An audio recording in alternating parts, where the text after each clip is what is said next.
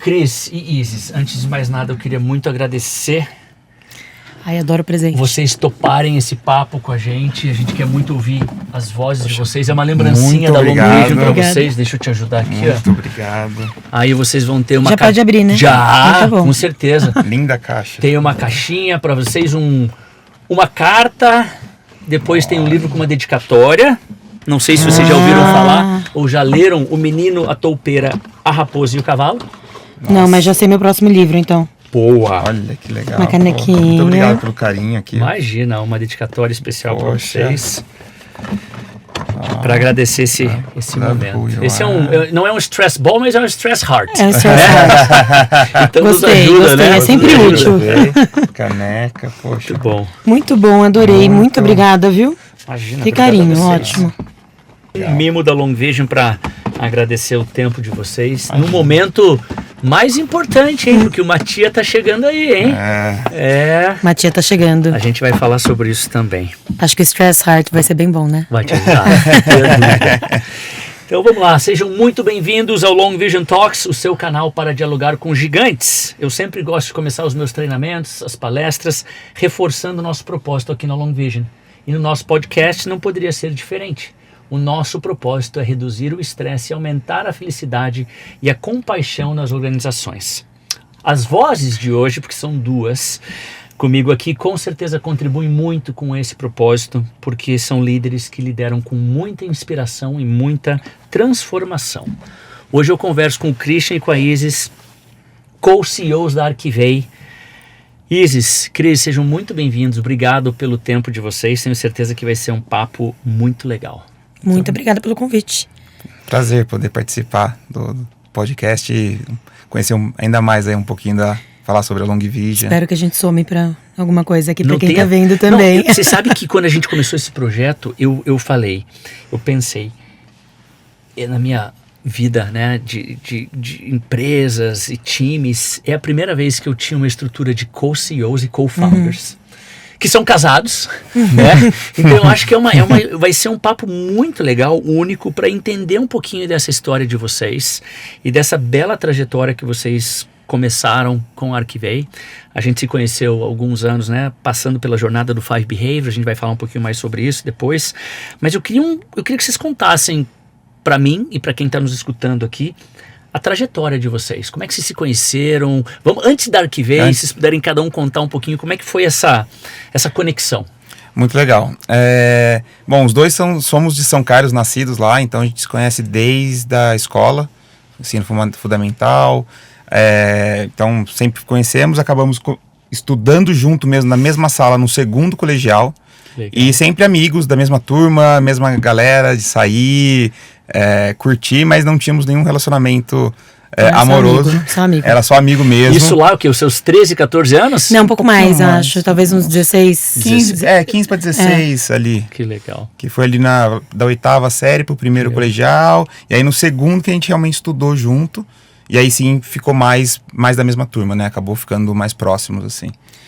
Não só a empresa juntos, casados, com filhos juntos, os amigos são os mesmos. Mesma Tem turma as de mesmas. Não, esse papo vai ser muito legal. E a gente começou a namorar no primeiro ano, meu primeiro ano de faculdade. No segundo ano. No meu. Do final. primeiro pro segundo ano de faculdade. E a gente fez faculdade praticamente juntos. Ele fez uma outra antes. Eu fui bicho saiu, dela. Aí ele entrou na que eu estava, foi meu bicho, e a gente fez os dois engenharia de produção. Os dois fizeram graduação sanduíche na Alemanha. Então tem uma história muito parecida. Que legal. Vários projetos juntos, mas tenho certeza que o mais importante tá chegando, que é o Matia. E está com 35 semanas de gravidez? 34. 34 semanas. Depois a gente fala sobre isso. Eu tenho 3, né? Eu tenho um de 18, um de 15 e um de 5. É a melhor coisa da vida, vai mudar a vida de vocês. Já mudou, né? Tenho certeza. E a gente eu percebi porque você perguntou em semanas, então eu já imaginei que você tinha outra. Boa. É que o meu primeiro nasceu de 38 semanas, então a gente já vai gravando essas coisas. A gente vai falar um pouquinho sobre isso. Mas e aí? E aí, trabalharam juntos também pós-faculdade ou já na faculdade cofundaram a Arquivei? Conta um pouquinho dessa história. Na faculdade a gente chegou a fazer projeto de iniciação científica juntos. Nessa graduação sanduíche, chegamos a trabalhar no mesmo laboratório na Alemanha, com bolsas diferentes. Até assim, era muito engraçado porque o projeto dela era um projeto do Brasil, então ela recebia uma bolsa do Brasil, e meu projeto era da Alemanha, eu recebia a bolsa da Alemanha. Então assim, era realmente assim, a gente tinha que estar no mesmo laboratório, porque não era o mesmo projeto. Tinha só uma pessoa em comum, né? Então, que acho que era o seu coordenador. O meu coordenador estava no mesmo projeto. No mesmo projeto do meu. E então assim, a gente chegou a fundar uma empresa logo que a gente voltou da Alemanha. A gente abriu uma importadora. A gente viu lá em 2010 o pessoal já comendo sem glúten, sem lactose, ômega 3, probiótico. E a gente falou, pô, baita oportunidade, isso vai se tornar... A gente tinha uma vontade, a mãe dela é nutricionista funcional, então já conhecia muito dessas tendências. A gente falou, pô, vamos abrir uma importadora e vamos começar a fazer isso.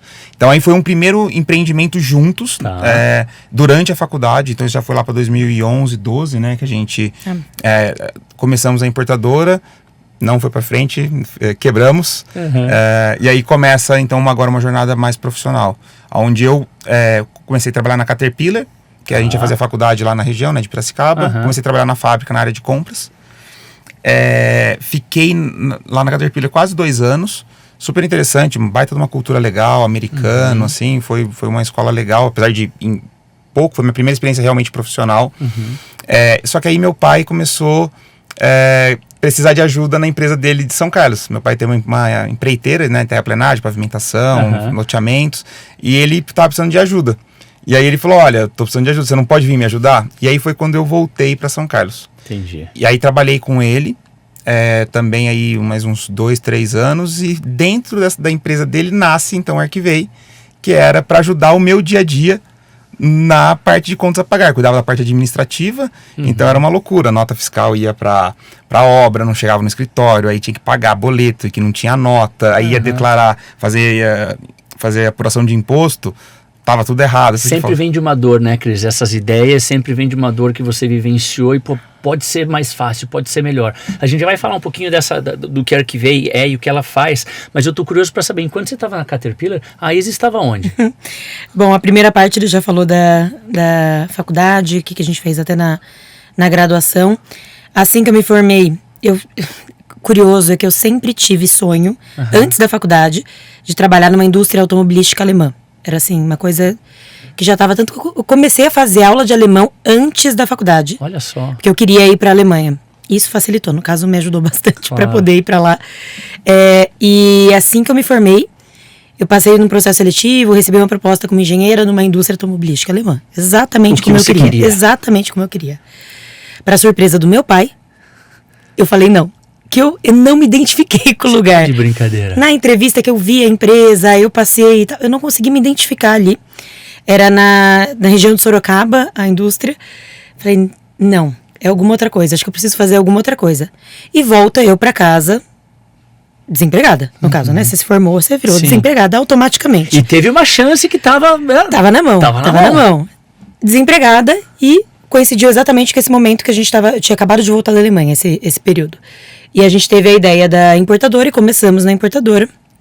Na época, os nossos pais apoiaram bastante também, mas imagina, né? 6 meses depois, faliu a importadora.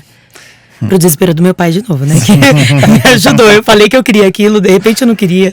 Entrei na importadora, a gente investiu, não foi super dinheiro, mas investimos tempo, recurso ali também deles, não era nosso. Claro. E não deu certo. A partir daí, eu tive um período que foi super... hoje eu já nem vejo mais como tenso, mas eu lembro na época pra mim foi muito ruim de, meu Deus do céu, o que eu vou fazer agora? Acabei de falar não pra uma, não deu certo outro negócio.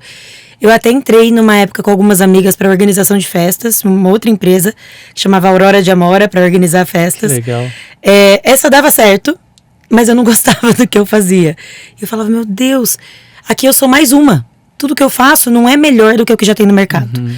Então, fiquei um tempo, depois eu saí, e foi aí que eu entrei no Sebrae. Eu entrei no Sebrae como agente local de inovação, era o primeiro ano desse projeto do Sebrae, esse programa. do Sebrae Nacional mesmo, que apoia, na época, não sei como está hoje, mas na época eu tinha uma carteira de 50 pequenas empresas que eu apoiava, levando inovação para vários setores da empresa, né? Para inovação organizacional, produto, processo. Então, eu estava atuando quando o Cris teve a ideia da Arquivei, e aí as coisas juntaram. E nessa época vocês já estavam namorando? Já estávamos namorando, desde 2006. Desde 2006. Isso aí, o Sebrae, eu entrei em 2012, se eu não me engano. Então, aí o Cris me chamou, falou que teve a dor na empresa do pai dele, eu não conhecia absolutamente nada de nota fiscal. E ele falou, Isis, eu só não tenho certeza se só eu sinto essa dor, se tem aderência no mercado ou não. É uma solução que eu vou fazer para mim, é uma solução que eu vou fazer para vender, que já era a ideia dele, já era escalar, já era ter aquilo como produto. Falei, bom, tudo bem, eu tenho bastante cliente, eu vou dar uma validada com eles. Vamos ver se qual é a dor. Um laboratório ali. Exato. Pra testar. Que legal. E ele me treinou bastante no discurso. Legal. Teve um cliente que você foi junto comigo, que eu entendi qual era o discurso dele. Falei, não, tudo bem, deixa eu avaliar. E teve um cliente, eu gosto sempre de contar essa história, porque foi um cliente que fez eu ficar enlouquecida com a ideia. E ir atrás do Cris e falar, não, é isso. Isso aqui eu me identifico.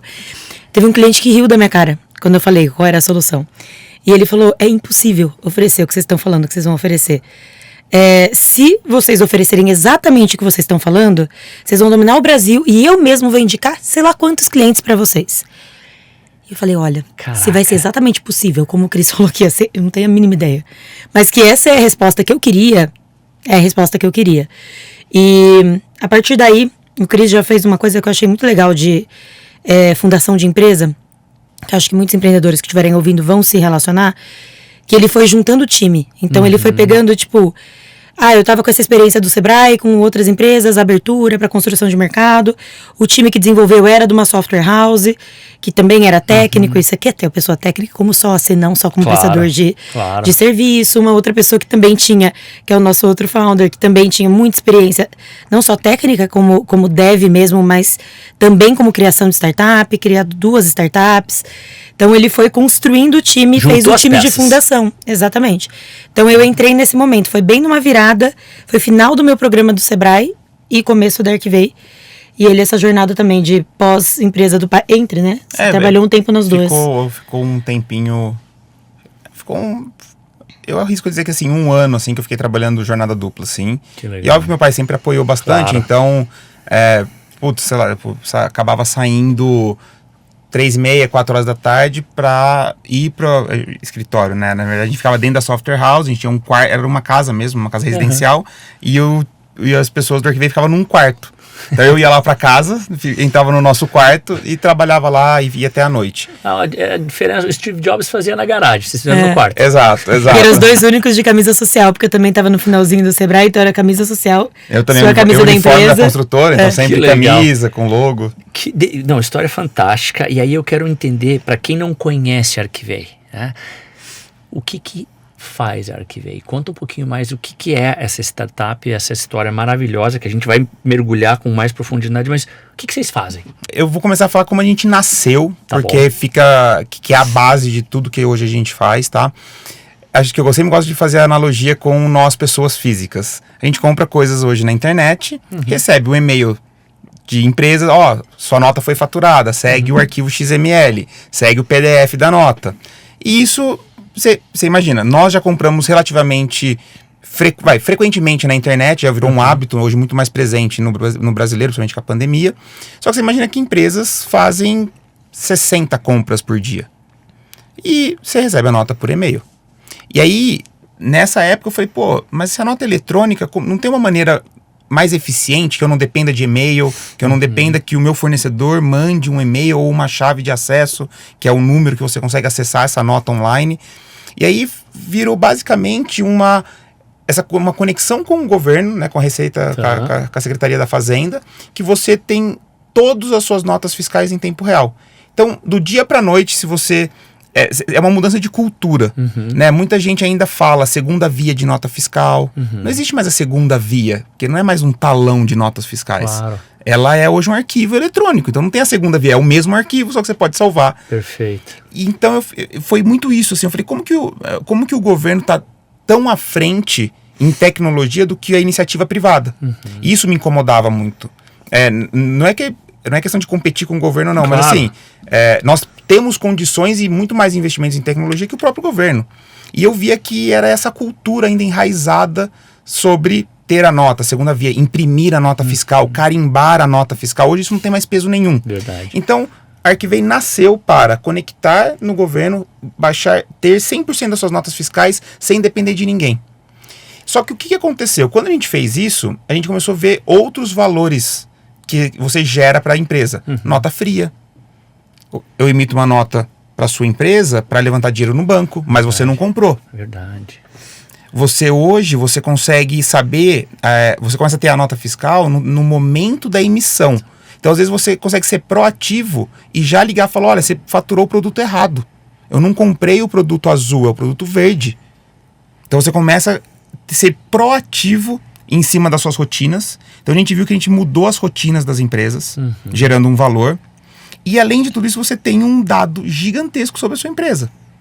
Deu um problema numa manutenção. Cadê a nota? Tá aqui. Tá aqui. Ah, qual foi a última vez que eu comprei uma caneca? Quanto que eu paguei? A informação tá lá. E você, quanto mais tempo você tem, mais informação você tem, mais tomada de decisão baseada em dados você consegue ter. E aí foi um pouco dessa virada de chave, que é como é que a gente transforma uma burocracia, que é tenho que ter a nota para o governo, para eu quero ter a nota porque eu tomo decisões baseado em informação. Basicamente fazer a nota trabalhar para a empresa, né? E não a empresa trabalhar para a nota. Que legal. E correr atrás das obrigações. Não, fantástico isso, né? Porque até um tempo atrás, para mim, a nota fiscal era só um documento que... É contador. Isso aqui eu faço pro contador. A gente brinca que é o assunto mais não sexy que existe no mercado para uma empresa de tecnologia, né? Falar, uma empresa, uma startup, você pensa em Airbnb, né? Você não pensa em nota fiscal, exatamente. Mas a gente vê ela como sexy, sim. Ela tem o poder dela, ela tem muita Inclusive, informação. a gente tem camiseta escrito amamos nota fiscal eletrônica, exato. sabe? Porque, assim, e de fato a gente ama, né? Incrível. Então, e eu acho que é muito isso daqui. A gente vem há anos mudando esse comportamento do Brasil. A nota fiscal não é só um papel, não é um documento para o seu contador, não é porque o governo quer te prejudicar.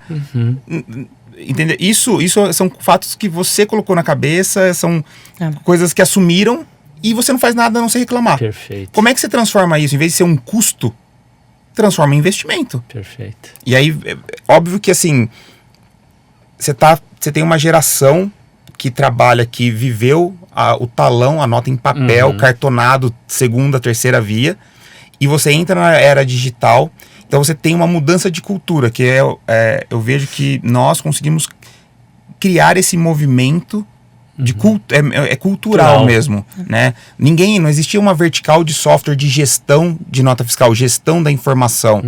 Não existia. Nós começamos a colocar isso no mercado. Não. Mas o que você faz? Eu faço gestão de nota fiscal, mas nunca ouvi falar disso.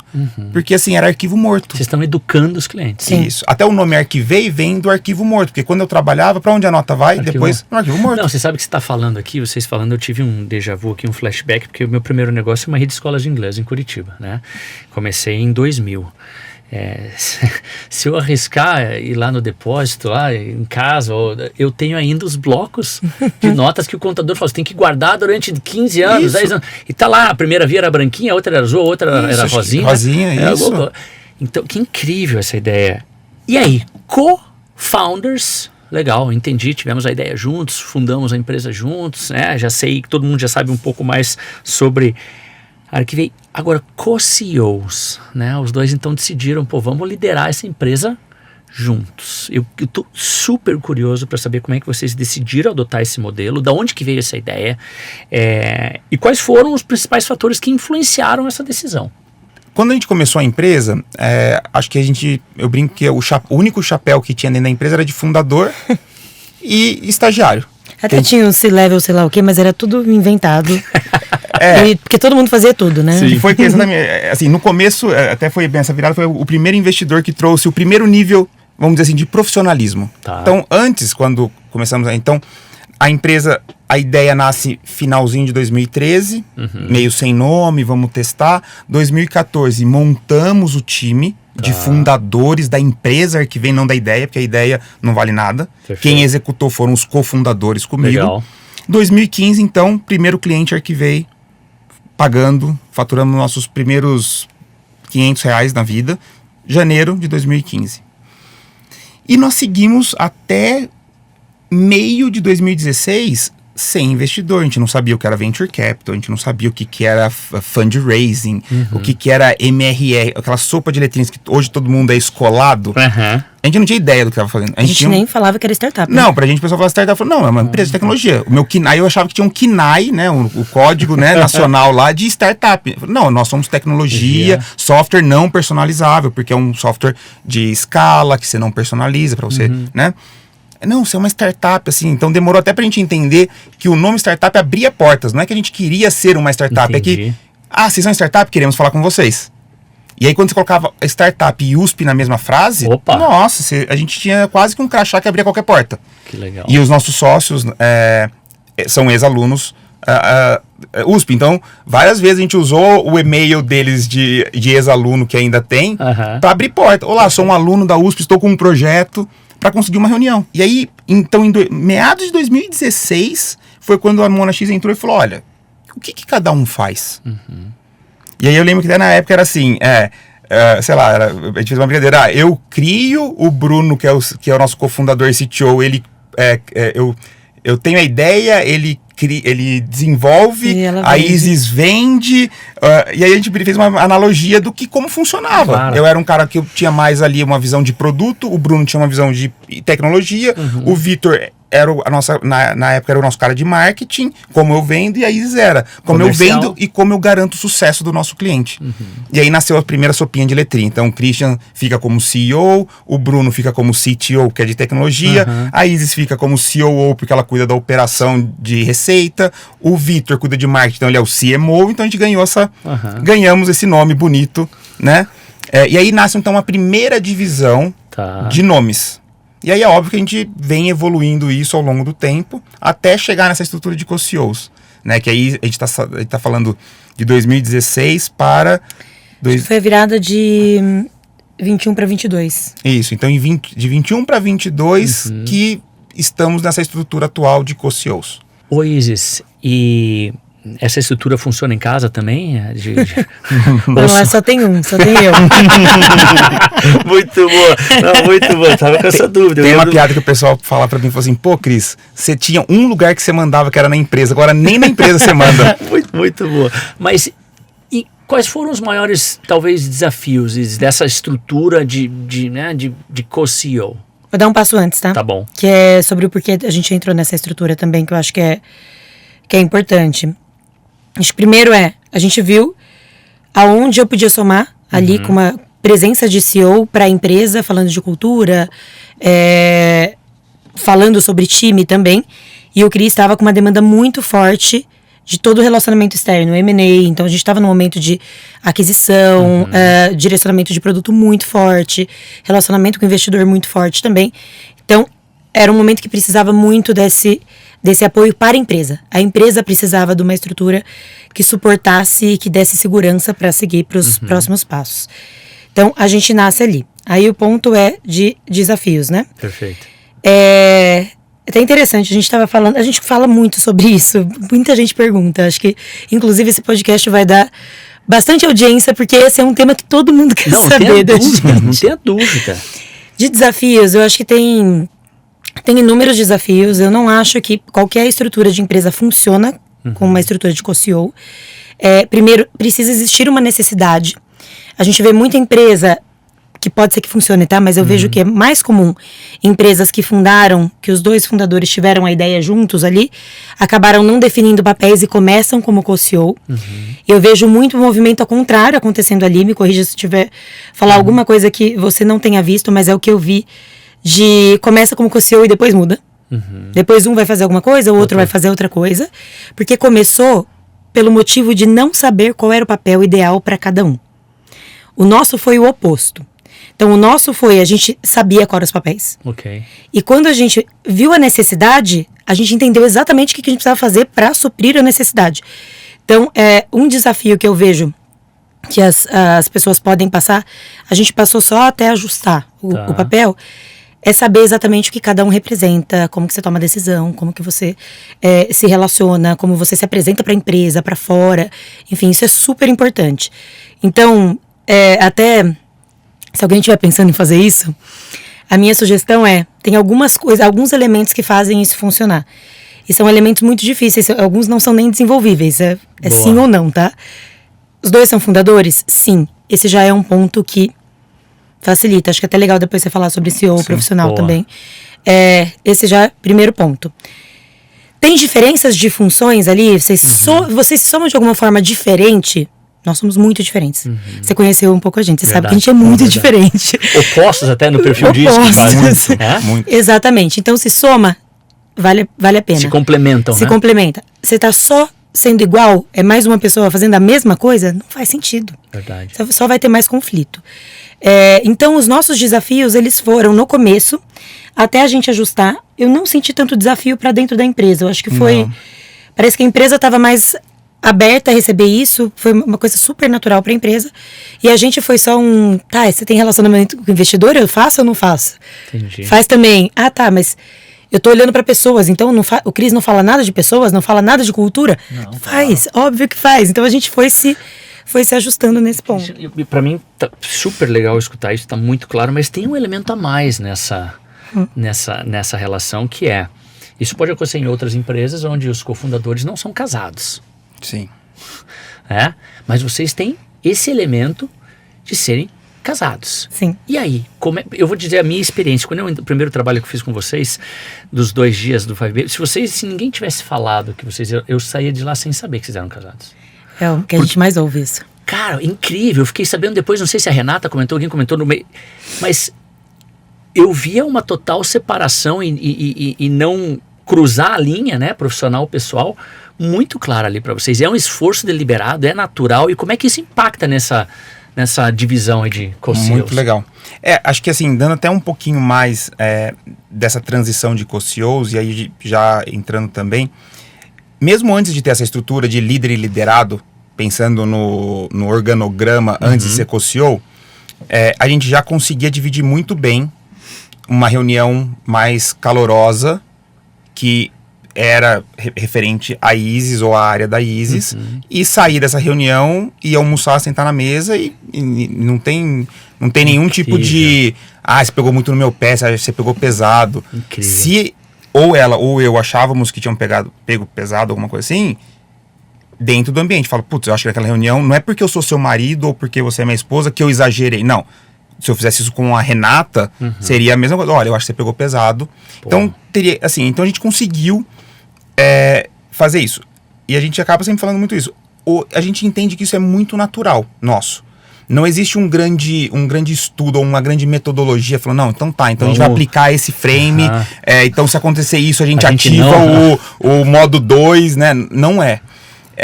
E acho que isso veio desde o começo do nosso relacionamento na faculdade. Tivemos a oportunidade de morar junto na faculdade? Sim. Mas ela tinha a república dela, eu tinha a minha república. Então, respeitávamos o espaço. Estamos na faculdade, temos que curtir esse momento. Fomos para a Alemanha, decidimos lá, acabamos morando junto numa república com mais gente. Voltamos, então assim... Tem um histórico, um histórico que sempre um respeitou muito o espaço do outro, e eu acho que é muito interessante ver isso, porque a gente tem que ser feliz sozinho. Você não pode falar, eu só consigo estar bem se você está do meu lado. Perfeito. Mas eu posso estar muito mais feliz com você com o meu lado. Então a gente sempre teve isso meio natural.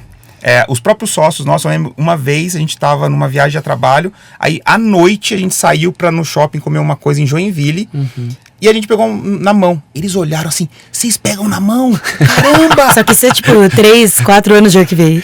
Porque a gente nunca fez isso na empresa, mas não é porque a gente fala, olha, é proibido pegar na mão. Bom, aqui estamos num ambiente profissional, mas como eu disse, é natural. Eu não consigo falar pra você que a gente sentou e falou, olha, então a gente não dá a mão. Entendi. Não Foi tem. meio que organicamente. Foi organicamente. Não, eu fico pensando aqui, eu sou casado há 22 anos, né, com a Renata, minha esposa. Eu fico pensando, eu acho que a gente não teria, a gente não teria essa capacidade de separar. Você trouxe, tem um problema.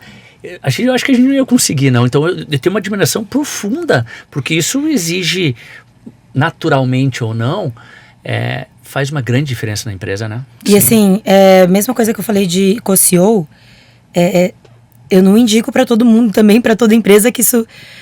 pra gente funciona marido e mulher, logo funciona para todo mundo. Não funciona para todo mundo. Eu acho que tem que ter muito a ver com o perfil. Isso as pessoas não saberem que a gente era um casal acontecia desde a faculdade. Não era nem desde a empresa, da faculdade. Nem sempre as pessoas sabiam que era um casal ou não. Você veja, eu tive essa percepção, nunca tinha falado pra vocês, ou não, seja... Na empresa mesmo, tem gente que hoje acho que tá um pouco... Hoje... Eu grávida, fica mais fácil também saber. Mas na empresa, por muito tempo, muita gente não sabia. Exatamente. Assim, hoje também com redes sociais, etc., hoje é mais difícil. Mas, assim, realmente é um negócio que pouco eu consigo dizer ou até falar, a gente conseguiu fazer isso muito bem. A gente conseguiu, mas não porque foi intencional, assim, sabe? E outra coisa que eu acho que também ajuda muito, a Arquivei, então, realmente nasce como empresa e começa, vamos dizer assim, ter seus problemas como empresa em 2015. Nosso relacionamento é de 2006. Sim. E a gente foi amigo desde 2001. Então, assim, não é um negócio recente, ou começou um relacionamento por causa da empresa, ou momentos antes. Então, a gente... Antes de ter uma empresa, a gente já tinha falido uma outra empresa. Nós estudamos juntos, viajamos, fizemos intercâmbio. Então tem muita... Acho que tem um pouco de calo. E aí quando a gente se encontra hoje na Arquivei, que é uma empresa que tem já muito mais pessoas, uma escala relevante, você já tem um pouquinho mais de calo na mão. Putz, a gente já passou por perrengue junto, não é uma história que aconteceu há 2, 3 anos. Então acho que também tem um alicerce muito, muito importante que a gente construiu de relacionamento mesmo, de inteligência emocional, que hoje eu vejo que isso, sem dúvida, a gente consegue sair de uma reunião discordando, sentar para almoçar e falar sobre o cachorro. Precisa dar banho na cachorra, não sei o quê, quem vai dar a ração, segue vida normal de casal e da casa. E aí eu vou pegar esse teu gancho, justamente perguntando isso no dia a dia. Como é que vocês equilibram as diferenças de opinião, ou de opiniões, né, para chegar a um consenso ou um buy-in, né, com decisões críticas? Como é que funciona isso? Eu só quero começar uma abertura. Quando a gente levamos para os investidores, olha, a gente quer essa estrutura. A gente quer ser co-CEO, a gente entende o papel, a Isis já vinha assumindo um papel importante na empresa. Quando a gente fez a nossa última captação, que foi uma captação relevante, né, que foi a nossa série B com a Riverwood, a gente está falando de 50 milhões de dólares. Então, eu tive que ali reestruturar a board, aprender a dinâmica dos novos acionistas, ter um plano mais agressivo, fazer aquisição de empresa, que é uma coisa que eu nunca fiz na vida. Perfeito. E aí eu comecei a ser uma figura que eu fiquei muito olhando da porta para fora. E a empresa começa a ter uma carência mas cadê o CEO inspiracional? No dia a dia, a presença, né? E a Isis naturalmente começou a fazer esse papel. Opa, olha, eu tô aqui. Aí eu não tô conseguindo cuidar de RH. Não tô conseguindo. Primeiro foi o marketing. Depois, se você tá cuidando assim, acho que faz sentido o marketing, eu não tô dando conta. Passei o marketing para ela. Aí, agora eu tô fazendo isso. Assumir RH? Assumo. Aí quando eu vi, eu falei, ela se tornou a voz da empresa, a presença de fundador, ela assumiu isso, e eu tava fazendo também uma outra parte muito importante. Ela dentro, você... Exatamente. Por fora, que legal. Quando a gente viu isso, foi exatamente isso que a gente trouxe para os investidores. Falou, olha, não é uma questão de dividir funções, não é que a gente pegou o CEO e cortou no meio. A questão é, nós somamos poderes aqui. Faz super sentido. Então, assim, óbvio que sendo, né, usando só a palavra para ficar, é como se você tivesse, então, um super CEO. Por quê? Você consegue ter, então, uma pessoa muito presente, uma voz muito ativa, tanto quanto a do Christian. Perfeito. Se complementando, sempre tem alguém no campo, nunca a empresa fala, putz, mas o que está acontecendo que o Christian não está? Ou o que está acontecendo que a Isis não está aparecendo muito? Será que está acontecendo alguma coisa? E aí começa, se o Christian não aparece em duas reuniões, o que aconteceu? Perfeito, que legal. O Christian tá desmotivado? Aí você fala, não é, cara, eu tô comprando uma empresa. Exatamente. E assim, eu tô com um advogado, a gente tá discutindo... tô na estrada, tô... Isso. Então eu falo, a gente conseguiu... muita gente tem muito essa visão de dividir, né? Então como é que vocês dividem? A gente vê muito como a gente somou, né? E é óbvio que sim, tem uma intersecção... que aí acho que já é bem na sua pergunta, que sim, cabe aos dois tomarem uma decisão em conjunto. E eu lembro exatamente que a Riverwood, que é um fundo, né, super profissional, tem uma visão já são empresas, eles são como se fosse um growth equity, então já tem uma pegada mais de private, que gosta muito mais de governança, Eles aceitaram essa estrutura, eles viram isso, só que foi muito interessante. Eles me chamaram numa reunião sem a Izzy e falaram, olha, a gente entendeu, só que a partir do momento que ela é co-CEO, ela tem o mesmo peso da caneta que você. Ela tem o mesmo peso, o mesmo salário, os mesmos benefícios. Então, numa decisão, o seu sim não é maior que o não dela e vice-versa. Boa. Você está disposto a entender que sim, aí você tem uma divisão de votos? No poder de decisão. No poder de decisão, aí sim é dividido. Eu falei, não, eu tô super tranquilo com isso. Né? E aí acho muito legal que a Izzy traz uma visão uma visão que ela conseguiu ter clareza de como a gente convive com essas decisões mais do dia a dia. E é óbvio que algumas decisões dá depois pra gente entrar, que é realmente uma decisão compartilhada, vamos dizer assim. Boa. Não, mas assim, pra até ficar mais claro pra todo mundo, a gente tem algumas coisas que sim tem mais tecnicamente um entende mais que o outro, então tem uma questão de, tá, isso que você tá decidindo pra produto, eu entendi, não concordo com isso, mas entendi seu ponto, cara, Segue. qual é seu, segue. Acontece da mesma coisa pro meu lado, mas tem aquele ponto em comum, que muitas vezes acontece com pessoas, ou alguma estratégia, pode ser até de M&A, por mais que ele cuide, tem alguma estratégia de M&A que eu falo, não, esse aqui vai atrapalhar alguma coisa dentro da empresa. A primeira coisa que a gente faz, e hoje em dia, é basicamente tudo que a gente fez, porque a gente não chegou numa segunda necessidade, tá? A gente usa muito do nosso time executivo para ajudar também. Então, Claro. Então é muito difícil ter esse embate de sim, não, quem que vai levar essa melhor? Não, entendi sua opinião, entendi a minha. Deixa eu ver a opinião do Gleicon, da Renata, do Dani, Perfeito. do resto do time.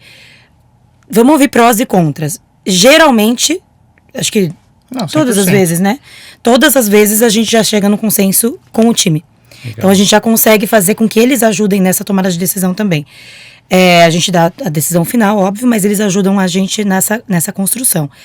Mas em caso que a gente não consiga fazer isso, quando acontecer, a gente tem o conselho para apoiar isso também. Entendi. Então a gente consegue usar do conselho para essa tomada de decisão de uma coisa ou de outra. Não precisou Nunca nesse período, precisou. mas Que legal. sabemos que temos essa ferramenta também. E a gente teria que estar tranquilo com uma possível decisão do conselho a favor ou contra a opinião.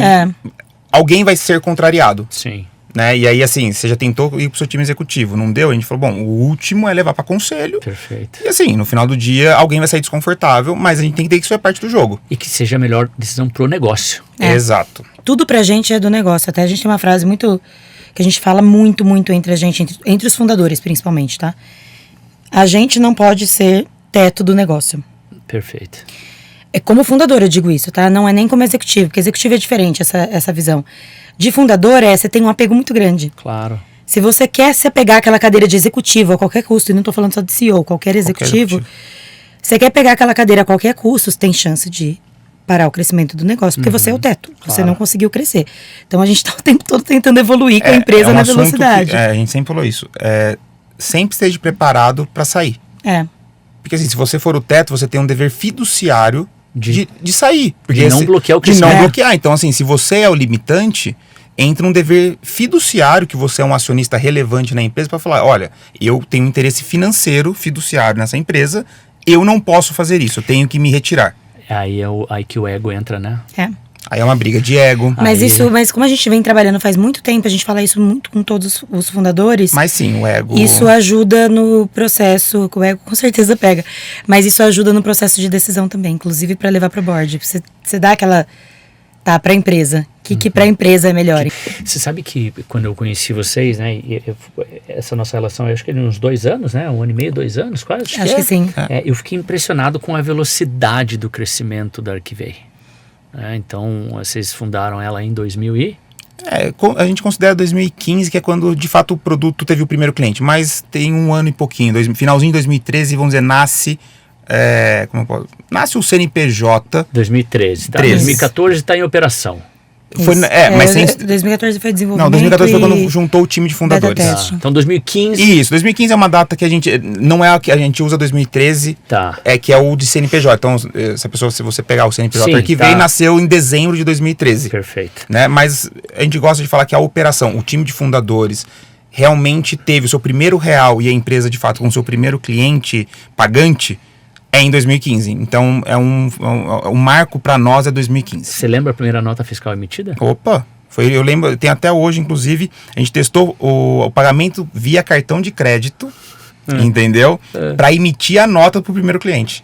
Não, isso é emblemático, né? Eu tenho até hoje lá em casa o primeiro cheque, que na época era cheque, da primeira matrícula feita na minha escola de inglês em 2000, era R$69. Eu tenho até hoje lá. E lembro a primeira nota fiscal emitida pela Long Vision, que foi em novembro de 2014, pela Kraft Heinz. A nossa primeira nota foi para a empresa do meu pai, que foi meu primeiro cliente. E ele tem, se você entrar no escritório, tem uma camisa dele, ele mandou bordar cliente número 1, porque de fato ele foi o primeiro e falou, então agora eu sou o seu cliente. Legal. O cheque de 69 era da minha mãe. Sempre Então, assim. o primeiro pagamento foi do meu pai. Assim, né? E aí, voltando na velocidade do crescimento, aí vocês vão para uma primeira rodada de investimentos de vocês foi em 2016. Ou seja, foi muito rápido. Foi muito rápido. E a empresa, acho que uma coisa que eu acho muito interessante, como a gente não tinha essa visão de startup, investimento anjo, investimento seed, toda essa, que é basicamente você tem um dinheiro para iniciar o negócio, nós pegamos dinheiro nosso, meu pai emprestou, eu lembro até hoje, meu pai emprestou R$70 mil, 10 cheques de R$7 mil. Ele falou, eu tenho 10 cheques de R$7 mil, e foi literalmente o que eu cheguei para negociar com a Software House. Eles falaram, mas como assim cheque? Eu falei, meu pai usa cheque. E aí foi o primeiro... Minha mãe usava cheque. Entendeu? E aí, em 2014, quando vem vamos dizer assim, os outros co-founders, todo mundo aporta um dinheiro proporcional aos 70 mil, então a gente vai... Perfeito. Vamos dizer que 20, alguma coisa assim. Isso, sei lá, a gente conseguiu. A gente começou a empresa com R$120 mil, R$130 mil desse grupo de fundadores. E a partir de 2015, em abril de 2015, a empresa já estava se pagando tudo, 100%. A empresa já gerava lucro. Então, assim, quando chega o nosso primeiro investidor, era muito engraçado, porque eu falava, mas quanto dinheiro vocês precisam? Não, mas... eu não tô entendendo. O que eu faço com mais dinheiro? Assim, eu já tenho lucro. E a gente pega esse lucro e contrata mais pessoas. A gente tinha já uma ambição de ser uma empresa grande. Mas a gente estava indo com as nossas próprias pernas. Então demorou um tempo. A Monax, que foi o nosso primeiro investidor, foi mais de 6 meses nos educando para sim tomar uma decisão de sim ou não de ter um investidor. Nunca foi porque a gente precisou de dinheiro para fazer algo. Então, para nós, assim, quando eu vejo a galera assim, eu tenho uma ideia e levantei R$10 milhões para executar a ideia, eu falo, puxa, mas você precisa de 10 milhões para fazer uma ideia? Eu comecei com 70, depois juntaram mais uns 60 mil e a gente conseguiu decolar, pagar as contas, de fato, a gente pagava as contas. Incrível. Só uma curiosidade, que foi rápido e é uma empresa em São Carlos. Não tinha na época, hoje ainda é difícil, ter investimento de venture capital fora de capitais. Então teve outras coisas fora do normal, não só a velocidade, mas também o como a gente estava sendo visto. E até hoje foram quantas rodadas? Monax fez então a primeira, depois a gente teve uma outra quando entrou a Valor Capital, e na época chamava eBricks, depois se transformou em Ingá e hoje ele é do Pátria. Tá? Então ele, o fundo Pátria compra esse fundo de Venture Capital, que chamava eBricks, depois se tornou Ingá, e agora então hoje o nome comercial aí seria o Pátria, que seria a terceira rodada, e aí a última rodada vem a Riverwood, tá? Que aí faz o cheque maior. O que aconteceu? Entre essas rodadas, você tem alguns investidores que fizeram o que a gente chama de aquele convertible note, tem vários nomes aí, bridge, cada um chama tem várias terminologias, mas basicamente a pessoa aportava um valor minoritário perto do que seria uma rodada, falando, olha, eu entro agora e eu tenho um desconto quando você fizer uma captação. E aí entre essas rodadas entra um fundo que é super importante pra gente, que é a NXTP. Ali na segunda rodada, quando entra os outros fundos, que foi muito importante, porque é um fundo da Argentina, que traz pra gente um primeiro olhar mais América Latina, e o fundador, que é o Ariel, é um cara que ele foi fundador de empresa, muito bem sucedido, fez o seu ciclo completo, vendeu a empresa e fundo. Então, você traz um sócio investidor profissional que foi um empreendedor bem-sucedido. Vivenciou isso já. Não era vamos dizer assim, não é um investidor financeiro, né? Que era o perfil da Mona, que é o perfil da Mona X, né? De ser não são ex-empreendedores, mas são pessoas muito, assim, muito especiais a ponto de educar nós e não fazer uma proposta agressiva antes de a gente entender o porquê você levanta dinheiro. Por que você quer dinheiro, né? Não é investir por investir. Não é investir por investir. E depois outros investimentos super importantes. O IFC, que é do Banco Mundial. É muito difícil o Banco Mundial fazer investimentos diretos. Geralmente ele é fundo de fundos. Ele investe nos fundos. E ele viu um potencial, viu em nós assim, uma coisa muito legal. E eles falaram, não, nós queremos colocar dinheiro direto. E todo mundo às vezes fala, pô, mas eles não fazem isso. Então teve vários sinais assim que não foram as rodadas mais majestosas que saem mas foram muito importantes para trazer sócios. Então também foi um trabalho de construir uma sociedade diversa, onde eles não são membros do conselho, mas são acionistas relevantes em influência. Então você tem um Banco Mundial, você tem acesso a uma rede, né? Você tem o NXTP, que tem um acesso na Argentina. Você tem que estar monitorando o que está acontecendo nos países em volta. Porque nota fiscal eletrônica já não é um tema Brasil. Já expandiu. Já expandiu. Latam é um dos pioneiros. Fantástico. Nossa, tem tanta gente escutando isso aqui, o que vai escutar aqui, que a história é fantástica. Então eu já sei que o próximo passo é um IPO, Zi, é isso? A gente sempre faz tudo para um IPO. Se vai ter alguma coisa no meio do caminho, se tem alguma oferta que faça sentido, alguma outra saída, isso sempre está no extra. Se acontecer, a gente avalia, mas o Cris sempre falou essa frase, né? A empresa é construída sempre para IPO. E assim a gente sabe que a gente chega na nossa visão de futuro. A maneira que eu olho assim, o IPO hoje se tornou muito, assim, é o nome sexy, né? Fez IPO. Mas eu encaro que é o seguinte, eu fiz algo tão bom que pessoas que mal me conhecem querem me dar dinheiro. Quero ver se vale de verdade aquilo. Replicar isso e ajudar mais pessoas, né? E é um jeito de você também ter certeza do quanto vale o seu negócio ali. É no IPO, né? Não é em rodadas de investimento. É muito diferente eu conhecer a Long Vision e falar, putz, tô acompanhando vocês há 2 anos. Pô, tem como ser sócio? Beleza, já te conheço. Agora, eu pegar vamos dizer assim, o site da Long Vision, olhar o seu demonstrativo de resultados e falar, eu acredito, vou investir nessa empresa. Eu acho que isso, para mim, é onde eu falo, a empresa ela tem que estar preparada para alguém olhar sem grandes conhecimentos. Pode conhecer o mercado, né? Mas olha e fala assim, cara, olha o crescimento, olha a margem, olha esse produto, olha, ele não perde cliente. Olha o impacto. Olha o que eles estão, olha a mudança de cultura que eles estão promovendo nas organizações. Aí eu falo, isso pra mim é o IPO, é você ter isso. Se vai ser uma oferta pública na Bolsa de Valores, é um dos meios que a gente pode retornar o investimento para os nossos investidores. Verdade. Mas pode ser uma grande aquisição para um grande grupo, pode ser, enfim, uma fusão com outro grande grupo. Então assim, eu acho que assim, e empresas boas são compradas, não são vendidas. Então assim, vamos fazer o trabalho para ser uma empresa que qualquer um que olhar publicamente vai falar, eu colocaria dinheiro aqui. Legal. E aí é consequência como você quer executar o final dessa história. Deixa eu mudar aqui o tema, e é uma pergunta direta para você, Zi. O que mudou depois da chegada do Matia, da gravidez, da gestação, né? O que mudou em você? Se alguma coisa que queria te escutar um pouquinho. Bom, tem alguns aspectos, né? Mudou muita coisa, mas eu acho que vai mudar muito mais.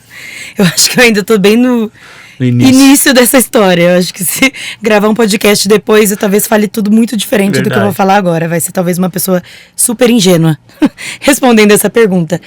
Edu, a primeira coisa foi bate uma insegurança, então isso muda do jeito como você age, e isso principalmente profissional.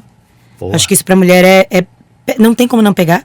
Em qualquer papel que você tá na empresa, tem mais e menos, né? Tem impactos maiores. Eu, com certeza, tô numa posição mais privilegiada e que sinto menos insegurança do que muitas outras mulheres podem sentir em outra posição de liderança ou alguma posição específica ali.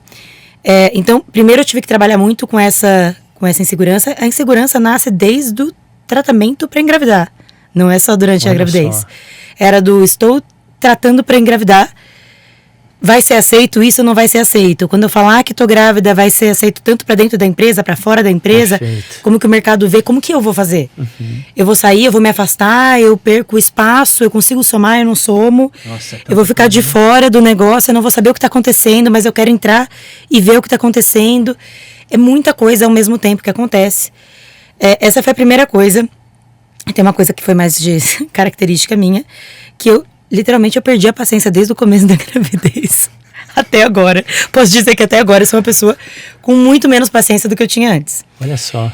Só que eu acho, talvez ele vai falar o contrário disso, tá? Tenho quase certeza que ele vai falar o contrário. Mas eu acho que veio num bom momento. Eu acho que era um momento que a empresa estava precisando da diminuição de paciência. E pensa, até para você preparar uma empresa para uma... A gente tem a relação, a gente não tem... Com certeza a gente não tem uma licença maternidade igual de todo mundo, porque a gente é empreendedor e nem consegue. É uma questão de querer, conseguir, não desliga. É muito difícil, nem férias a gente consegue desligar direito. Mas como tem os dois ali na frente que estão com o mesmo desafio, eu acho que essa falta de paciência faz com que as outras pessoas também tenham mais autonomia e tenham que se mexer mais dentro da empresa. De tá tudo bem, entendi, você tá sem paciência, então eu tenho que fazer mais coisa aqui. Eu tenho que exercitar isso, eu tenho que resolver esse outro problema. Não vou levar o problema para você porque você tá sem paciência, eu vou resolver o problema e depois eu faço. Que eram coisas que a gente já queria fazer. Tem a ver com a mudança de cultura que a gente tá fazendo faz uns 2 anos. Então essa foi o problema é que tem isso na vida pessoal também. A falta de paciência. Não dá pra... Sou uma só, né? A pessoa profissional é uma, é a Isis. Então a falta de paciência acontece nos dois. Fico mais irritada, isso mudou um pouquinho da minha dinâmica. Por enquanto foi isso. E agora, no finalzinho, é até curioso, eu tô achando até positivo. Talvez eu me arrependa disso depois, mas essa preocupação até de organizar tudo antes de sair, tá me deixando menos ansiosa com a chegada dele. Olha só. Então talvez se eu tivesse parada, você também, né? Acho que talvez se a gente tivesse parado e não fazendo tanta coisa, não tendo tanta preocupação, a gente estaria pirando do primeiro filho. Claro. Tipo, meu Deus, como que vai ser o parto? Eu não sei como vai ser o parto, não tenho ideia. Eu esqueço a data, eu esqueço que é 34, descobri que tem que pôr o bebê conforto no carro na semana que vem. Mandei pra ele, falei, a gente tem que pôr semana que vem, eu não tô nem preparado. Tem bebê conforto, já nem sei se tem, entendeu? Aí, enfim. Que legal. A gente fez uma aula hoje pra saber como dar banho num bebê, que a gente não tem ideia como dar banho no bebê. Deu num boneco, não sei se eu vou saber dar banho no bebê. Enfim, então eu acho que também isso tá deixando até a gestação um pouco mais leve. É curioso falar, tá? Que eu tô falando de bastante ansiedade, mas... Que bom. Mais leve de... Eu não tô tão na neura, assim, de como que eu vou ser como mãe, sabe? Deixa eu aproveitar. Eu quero pegar esse gancho. Eu falei pra vocês que eu faço uma surpresa aqui. Durante a nossa conversa, eu pego um trecho que eu escolhi antes da nossa conversa aqui e eu vou tentar encaixar com o que você está trazendo aqui do livro O Menino, a Toupeira, a Raposa e o Cavalo, que vocês vão adorar, tenho certeza, porque em alguns momentos é uma porrada no estômago, é um soco no estômago para nós como pessoas, e eu tenho certeza que vocês vão ler isso para uma tia depois, esse livro que ele vai adorar. Mas chega uma parte aqui que o menino está conversando com o cavalo. Eles estão conversando, a toupeira e a raposa estão junto ali também. E aí a fala é a seguinte, né? O menino perguntando pro cavalo: quando você se sentiu mais forte? Perguntou o menino. Quando eu tive coragem de mostrar as minhas fraquezas. Pedir ajuda não é a mesma coisa que desistir, afirmou o cavalo. É se recusar a desistir. E eu queria escutar vocês eu falei que é uma porrada no estômago. E eu queria escutar vocês dois um pouquinho sobre essa fala de quando tive coragem de mostrar as minhas fraquezas. A gente falou muito de vulnerabilidade, né, nos nossos encontros. E de pedir ajuda não é a mesma coisa que desistir, afirmou o cavalo. É se recusar a desistir. Tem uma coisa que eu falo muito sobre vulnerabilidade. Eu demorei muito tempo para entender o que eu... Não era nem sobre mim, era o que eu fazia eu acreditar e confiar em outras pessoas. Tinha alguns aspectos que automaticamente eu confiava mais, ou achava que aquela pessoa era mais possível de alguma coisa, do que com outras. E eu não identificava o que era. Até eu começar a ler mais sobre vulnerabilidade e identificar que era exatamente isso. Era a falta de vulnerabilidade faz com que eu não confie nas pessoas. E eu imagino que todo mundo seja da mesma forma. Talvez não tenha feito só essa ligação que isso acontece. Mas por quê? Um exemplo bobo. Você confia em alguém que nunca erra na vida? Difícil, não. Eu não consigo confiar. Não dá. Porque eu sei que se um dia for errar mesmo, não vai pedir ajuda, não vai falar que errou. Não vai assumir o não erro, vai né, assumir. senhora? Então, se eu acho que essa pessoa é mais forte, pegando a fala aí do cavalo pro menino, não acho que é mais forte. Eu acho que essa pessoa é mais fraca. Eu acho que essa pessoa não é capaz de crescer. Porque tem certos pontos de evolução que você precisa da ajuda de outro. Ele não vai pedir. Perfeito. Ele ou ela não vai pedir, logo não vai crescer. Então eu lembro de dar feedbacks, inclusive para pessoas que eu já trabalhei, que eu falava assim, eu tenho muita dificuldade de confiar, porque eu não vejo nenhuma fraqueza sua. Eu não consigo ver coisa que você olha e fala, isso aqui eu não soube fazer, isso aqui eu fiz mal, isso aqui eu preciso de ajuda.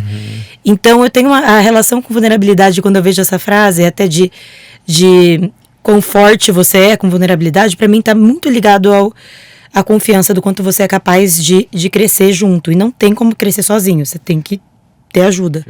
E para ter ajuda você tem que ter identificação. Você tem identificação se você vê que aquela pessoa é humana, que aquela pessoa precisa de ajuda também. Então, quando você lê aquilo, me traz alguns feedbacks que eu já trouxe para frente. Ô Cris, conectando essa fala agora da Zi, né, do que eu li com o trabalho que a gente fez, porque a gente falou bastante sobre os 5 comportamentos, o 5 behaviors, né, rodamos com vocês dois, foi a minha primeira experiência com co-CEOs na equipe, né, 2 líderes, não um só, foi muito legal, e a gente fez uma jornada robusta, longa, com todos os encontros. O que mais mudou na equipe? O que esse trabalho gerou na tua perspectiva para vocês ou para o time como um todo? Gosto muito dessa frase e tem muito a ver com o trabalho que nós fizemos juntos, que é realmente a pessoa ser vulnerável. Assim, a vulnerabilidade, eu acho que ela acaba gerando ou empatia ou conexão, tem muita coisa. E na carreira, quando assim, né, eu brinco, eu fui CEO de uma empresa em 2015 que tinha 3 estagiários. Então assim, desculpa, né? CEO é um meio ousado você falar que você é. Mas tudo bem, era o cargo. Você era o chefe dos estagiários. Isso, era o chefe dos estagiários, entendeu? Mas sendo que eu nunca tinha liderado ninguém, eu não conseguiria nem ser um supervisor, né? Então assim, quando você olha para a carreira de um empreendedor jovem que não teve uma carreira executiva ou teve outras experiências mais robustas, dentro da nossa carreira, nós temos que correr muito atrás para ser o CEO que a empresa precisa naquele momento. Eu falo que não existe um job description de CEO. Perfeito. Qual que é o estágio da sua empresa? Em que momento você está? Né? E isso acaba sendo o nosso papel. E aí, então, ter um trabalho profissional, nosso trabalho há 2 anos, que entendi. Christian, você nunca teve um time de pessoas de mercado, pessoas que trazem uma bagagem de anos de outras experiências. Verdade. Né? Você vê, assim, hoje a galera de C-Level, 10 anos em banco, 6 anos viajando o mundo. Multinacional. Aí você fala assim, e eu? Trabalhei na Caterpillar. Depois eu briguei com meu pai. Né? Como é que eu consigo garantir que essa pessoa também tenha um respeito, uma admiração e que a gente consiga ser um time coeso? Então, eu vejo que o trabalho de vocês é exatamente assim, é uma ferramenta que, especialmente para mim, é onde eu tenho que falar, eu preciso disso, é uma necessidade porque eu não sei fazer isso. E, acima de tudo, uma coisa que eu acho importantíssimo é você ter uma cadência. Nós somos seres que se acomodamos fácil. Verdade. Então, assim, você ter a cadência, você ter os dados, você ter os rituais. Disciplina. E assim, um dos pontos que pra mim assim, foram assim, é impressionante o quanto que abriu minha cabeça no processo quando a gente começou a falar de colchão. Você precisa ter colchão com as pessoas. Você tem que trabalhar a confiança, é a base. E você precisa ter esse colchão para que você vai pisar na bola. Exatamente. E eu vejo que hoje, quando eu olho pro time, quando esse colchão tá fininho ou não tem, ele desmorona.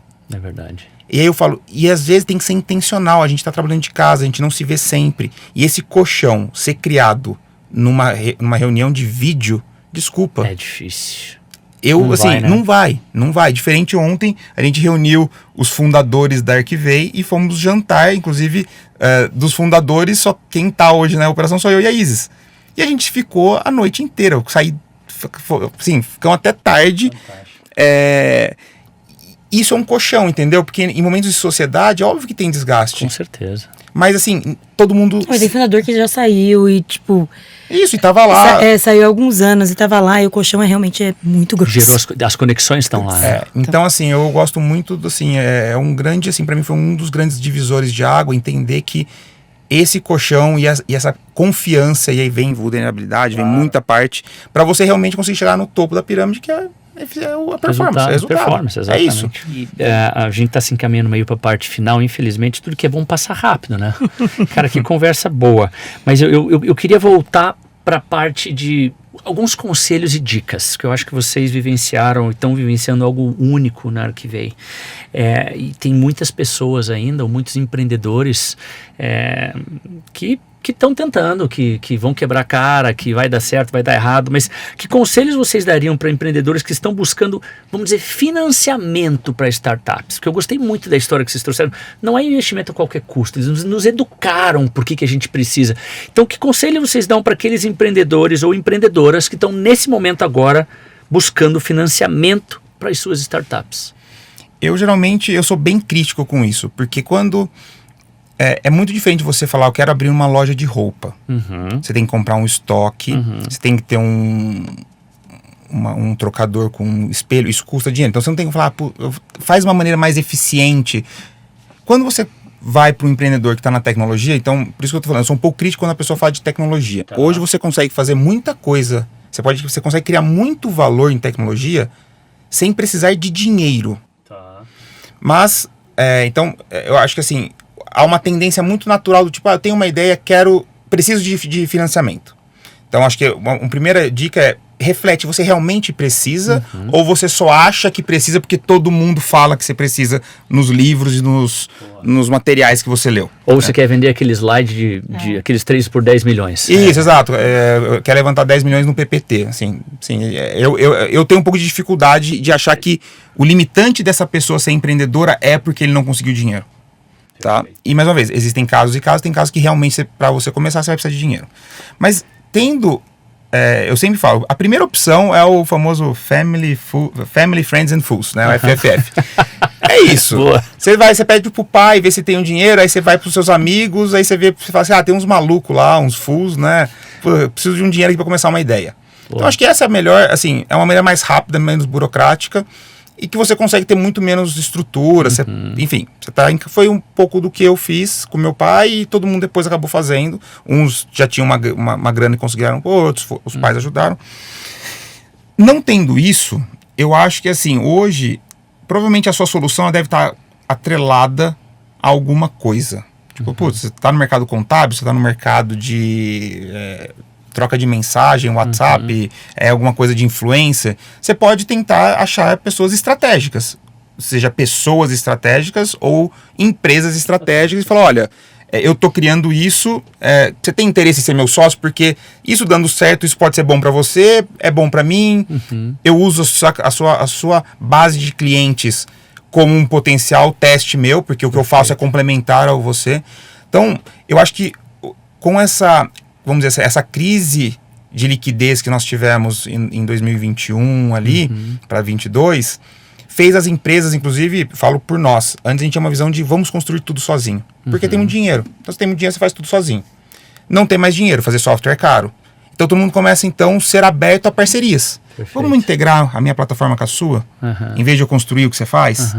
Então eu vejo hoje que é muito importante a pessoa entender o que ela está construindo e às vezes ela se encaixar num ecossistema.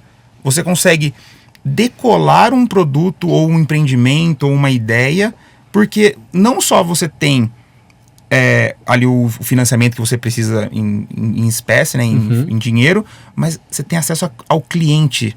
Verdade. Né? Então eu vejo muito assim, eu acho que hoje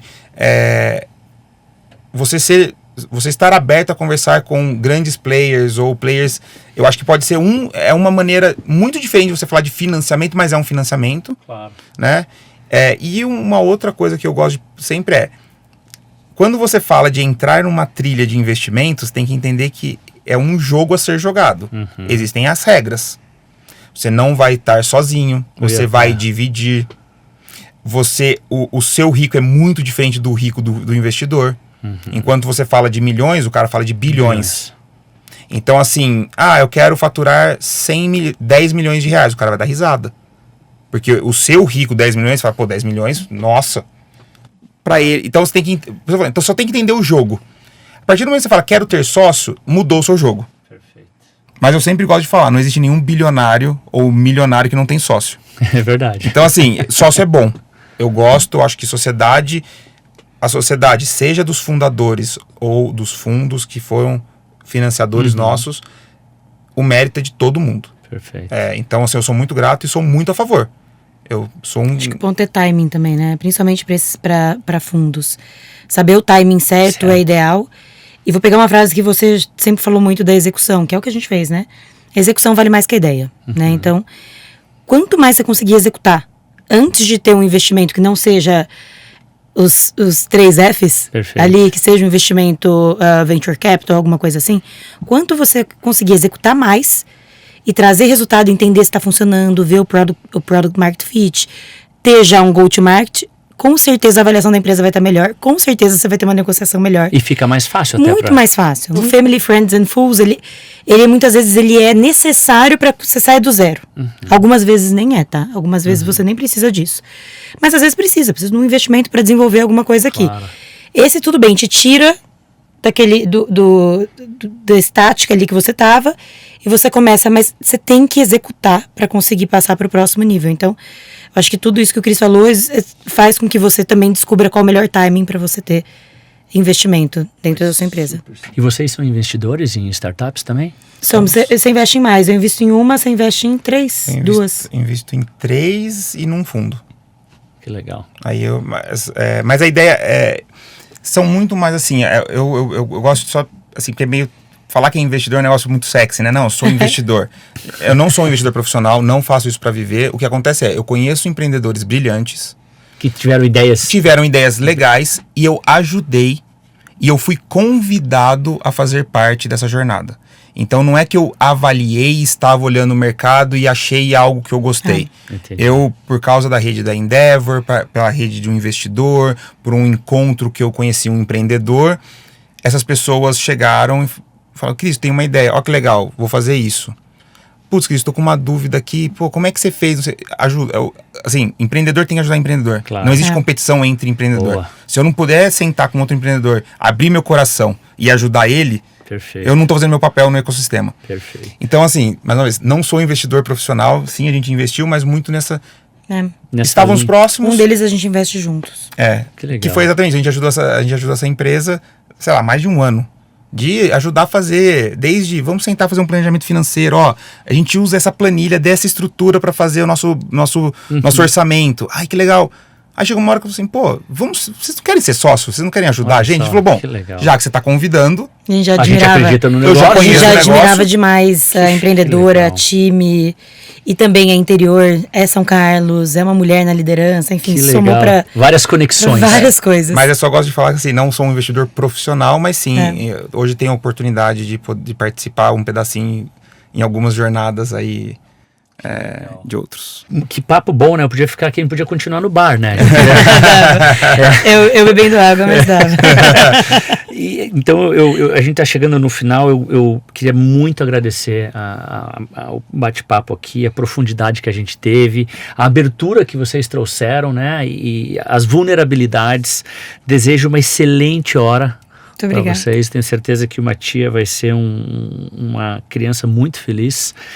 E que se vocês fazem isso tão bem na Arquivei, vão fazer melhor ainda como pais, né? Porque ser pai e mãe é isso, a gente também ceder, se dividir nessa função, né? Eu acho que eu olho para dentro de casa, né? Vejo o Pedrinho agora com 18 fazendo medicina, o Kiki talvez com 15 indo para engenharia, o de 5 só fazendo bagunça. Só brincando aí. Mas eu acho que eu e a Renata, a gente conseguiu fazer esse papel de co-CEO muito legal dentro de casa, porque é uma decisão dela, o respeito, a gente conversa, eu acho que é isso que vocês vão continuar fazendo na vida pessoal. Desejo muita saúde. Obrigada. E queria muito agradecer a vocês dois, não só pelo momento aqui, mas pela oportunidade que vocês nos deram também de estar junto com vocês na Arquivei, aprendendo e ajudando também, contribuindo com o desenvolvimento de vocês. Muito obrigada. Um super prazer estar aqui com vocês. Não, muito obrigado e sem dúvida boa parte aí das grandes mudanças nos últimos anos, vocês foram partes aí. Então, agradeço a parceria de 2 anos e muito feliz de participar aqui do podcast. Fico super feliz. Olha só, interessante, né? Infelizmente chegamos na parte final. Isis e Christian, de novo, né? Bate-papo maravilhoso, galera. Esse foi mais um Long Vision Talks, dessa vez compartilhando as vozes de Isis e Christian, co-CEOs na Arquivei. De novo, obrigado pela participação aos nossos ouvintes e colaboradores. Se você quer saber mais sobre histórias fantásticas de grandes líderes, curte aqui o nosso canal, segue a gente e compartilhe os episódios com quem precisa daquela pitada de inspiração. Até a próxima.